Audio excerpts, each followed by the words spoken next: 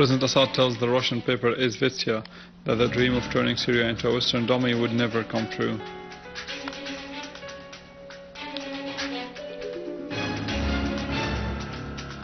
And the President asserts that the accusations of the use of chemical weapons are politicized and come after the victories of the Syrian army. And units of the Syrian Arab Army defeat the terrorists of Jabhat al-Nusra and restore security and stability to Palmyra.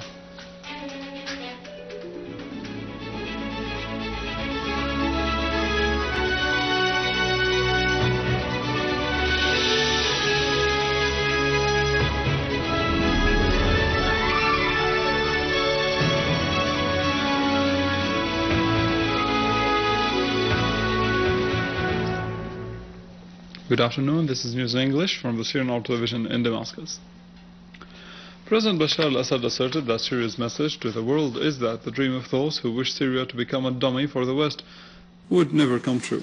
In an interview with the Russian paper Izvestia, the President said that Syria was confronting the extremists who carry the ideas of Al-Qaeda together with some outlaws. The President said that Syria would strike against terrorism wherever the terrorists commit any crime.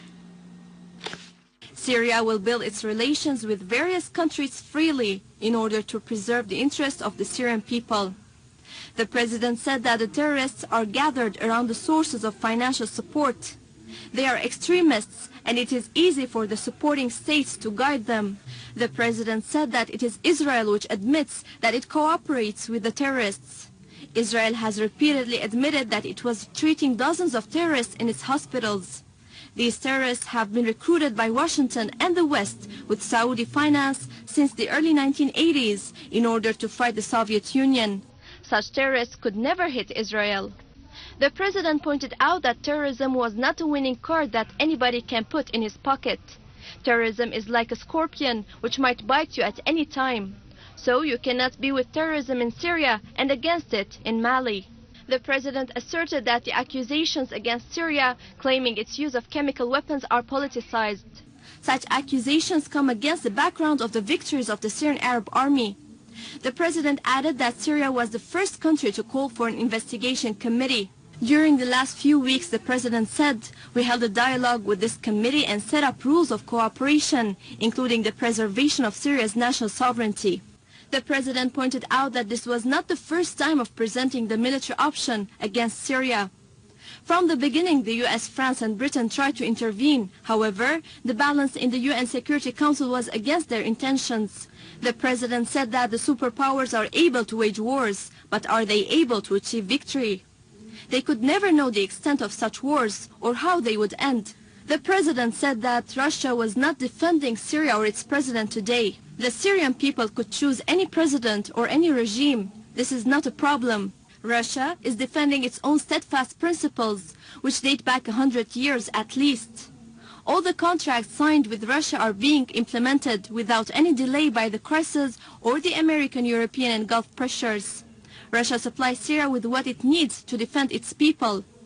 The President said that there were states that gave direct support to terrorism in Syria. These included Qatar and Turkey in the first 2 years. Now, Saudi Arabia had replaced Qatar. Saudi Arabia has only money and can never achieve civilization or preserve it. As for Turkey, it can be guided with a few dollars by a Gulf country. As for the Geneva Conference, it should support the political solution in Syria. However, such a course cannot be followed before ending the foreign support of terrorism.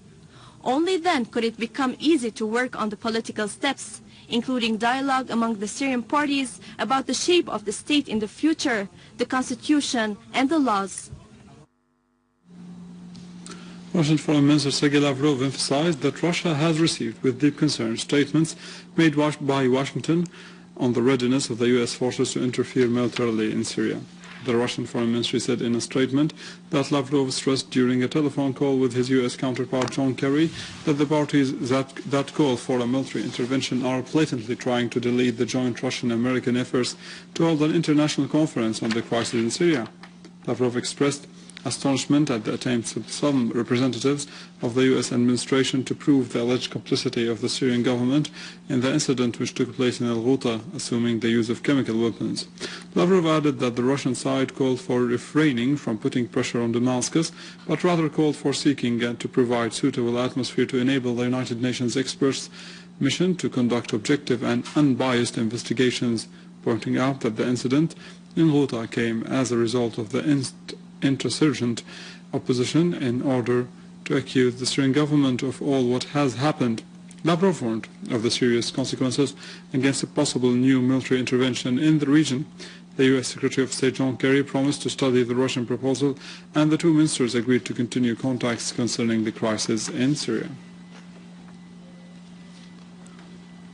Iranian Foreign Minister Mohammad Jawad Zarif discussed the crisis in Syria with the United Nations Assistant Secretary General Jeffrey Feltman, who is currently visiting Tehran.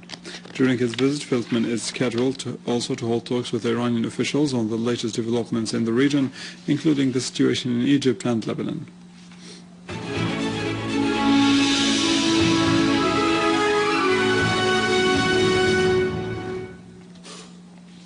A media source in the Syrian government stressed that the Syrian government holds the armed terrorist groups the responsibility for the security and safety of the members of the United Nations team and their safe return.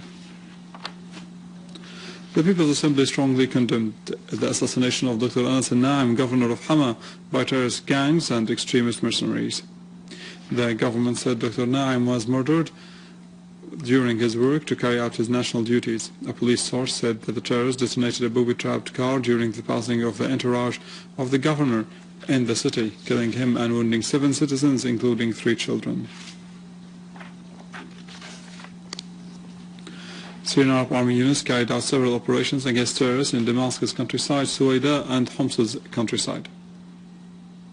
Damascus countryside, units of our valiant army completely controlled the crossroads of Zamalka, killing and wounding several terrorists, some of whom non-Syrians belonging to the so-called Islam banner.